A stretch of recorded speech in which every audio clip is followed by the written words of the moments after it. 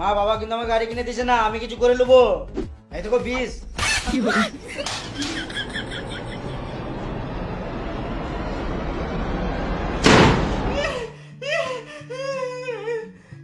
তুই ঘরে থাক বাবু, কিন্তু দরজা খোলা রাখ।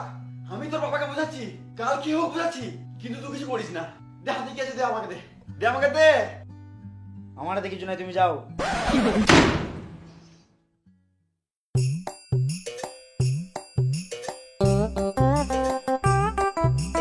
ধর মারা, বালের একটা ছেলে জন্ম দিয়েছি, না করে পড়াশোনা, না কোনো আমার কাজে হাত দেওয়া, কোনো কাজই করে না মারা। ছেলেটা হাতে বিষের মতো চিলিয়েছিল গো, খেয়ে নেবে, ও খেয়ে নেবে। আমার ছেলেটা মরে যাবে গো।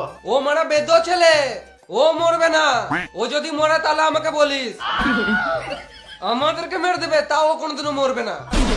ঠিকই তো মারা, আমি তো সত্যিই মরবো না। বাবা কি করে জানলো? না না, ওকে একটা গাড়ি কিনে দাও, কিনে দাও একটা গাড়ি। এই তোমার জ্বালায় ছেলেটা শেষ হয়ে যাবে, ওর পুরো গোটা লাইফটা শেষ হয়ে যাবে। বাবু, এই সব ছেলে জন্ম দেয় নাকি? তখন যদি মেরে দিতাম ভালো হতো। বাবা।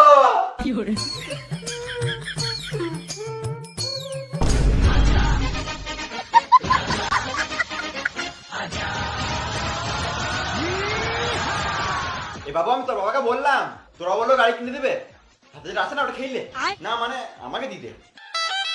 আমি লোকগুলোকে সব শুনেছি, বাবা একবারও গাড়ি দেওয়ার কথা বলে নাই। আমার গাড়ি কিনে দেবে না, আমার মরা যাওয়ার উপায় নাই, আমাকে মরতে হবে।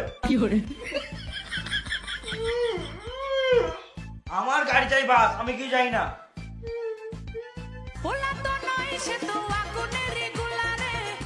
হ্যালো, কোথায় আছিস? বাড়িতে আছি। এখনই আই শোরুমে।